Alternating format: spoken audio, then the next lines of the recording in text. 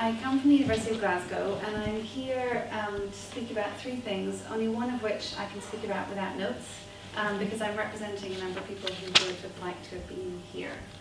So the first thing I'm just going to say is that we have a long-standing centre, as some of you will know, GCID, the Glasgow Centre for International Development, that is in the process of being slightly transformed under a little bit of extra resource given by the university, a full-time coordinator, a new convener of GCID, and so part of my work in this field with Southern Partners and with Malawi amongst other countries in Sub-Saharan Africa is highly supported by the network and the resources in the community that are formed around GCID. So it was sort of an opportunity to let you know that this centre actually does support a lot of the work and is causing a greater generation of work across the university in Malawi. And as you can see, we're working with Dan Hayden and Mary Ryan primarily in GCID at the moment. So it might become a much more visible and prevalent centre in the university over the coming years. The second project that I'm here to speak of on behalf of Paul Garside, I'm going to read from notes because I am a social scientist. And as you can tell, this is not social science, and far from it. So I'm just going to talk about Mapup, which is a program that has had a previous iteration in Kenya, known as KenBok, Biology of Parasitism. And so it's an advanced training course that is being run next week, in fact, in Malawi, aimed at PhD students or early postdoc students. And it's for academics with an interest in the interaction between the immune system and parasites and other pathogens, and how this underlies the pathogenesis of a wide range of infectious and non-communicable disease. So the program, you can see a sort of advertisement for you there, but it's a very intense series of sessions that are dealing with scientific skills, but also strategic, career-driven skills. So not only are they going to be looking at pathogens, malaria, HIV, TB, etc., but they're also doing grant writing workshops, and career support is built in with scientists with track records in obtaining international research grants, etc.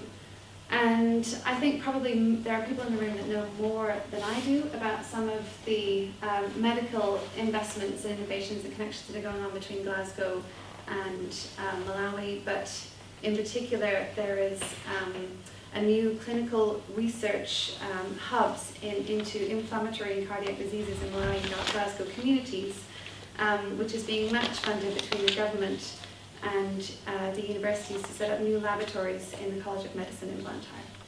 So these are things that I am only very much on the adjacent sides of, but more information can be found via their website, and it's certainly something that the university is taking up very seriously and has a huge community around it. It's afforded lots of postgraduate, PhD, and postdoc research to support it. The thing that I'm here that I can actually speak about off notes is the Sustainable Futures in Africa Network, which is something that began with thanks to strategic network funding from the it was the Social and Research Council.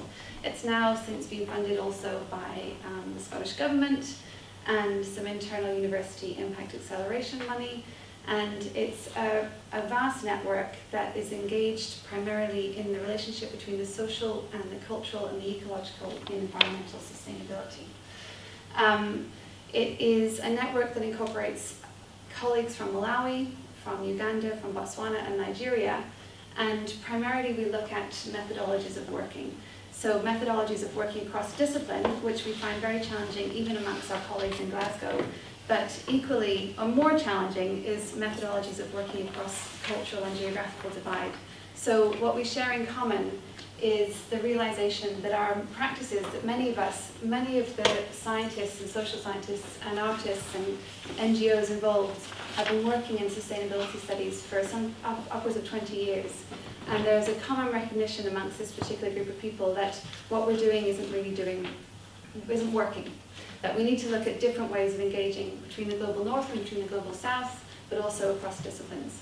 So the network is a lot of the work is quite experimental. We're looking at literally how scientists, how physical scientists can work with social science data, how social scientists can work with physical data, how we can literally communicate.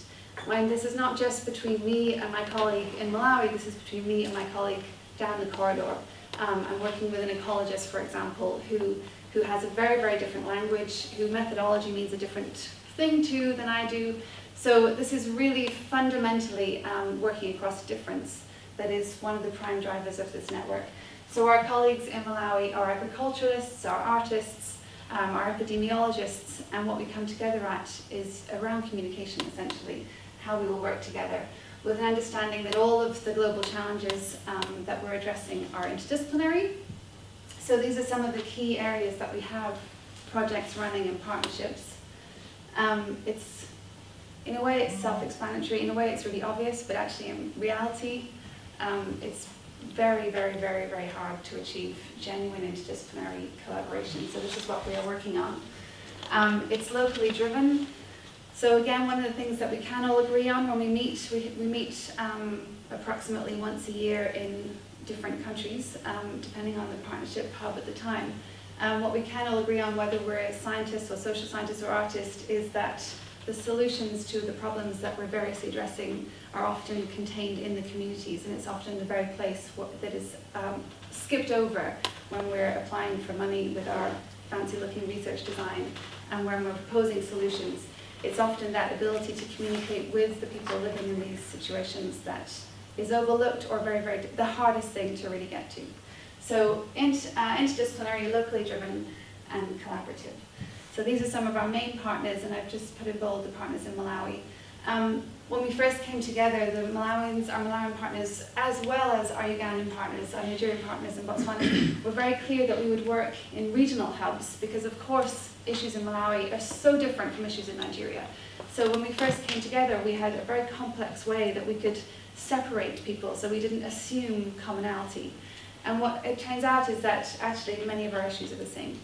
So actually, the challenge of working with communities exists in Malawi just like it does in Nigeria. The issues of poverty and working into the relationship between public pedagogies, for example, and epidemiology is the same in Nigeria as it is in Malawi. So there is lots of contentious issues in terms of how we work together that come up and that we work through. And we do actually work as quite a cohesive team, amazingly, interpersonally, if not in terms of our perspectives on the world. And that's my email address if you like more information. And I took a couple of notes when you asked what could I say to you. So here are my two things. One of them is, and I don't know if this is something you can help with, but we work with, we try and support PhD partnerships as much as we can. In my short experience at Glasgow, I've only been there 2 years, one of the things that I find really problematic is the enthusiasm from Glasgow, from the universities, to bring students over, and the practical impossibility of actually relocating due to finances and visa. So I have a student, for example, who's trying to move here from the University of Malawi right now, who has a very generous scholarship and living fees and everything, but the relationship between the university and the Home Office, it makes it almost impossible that she would ever make it over.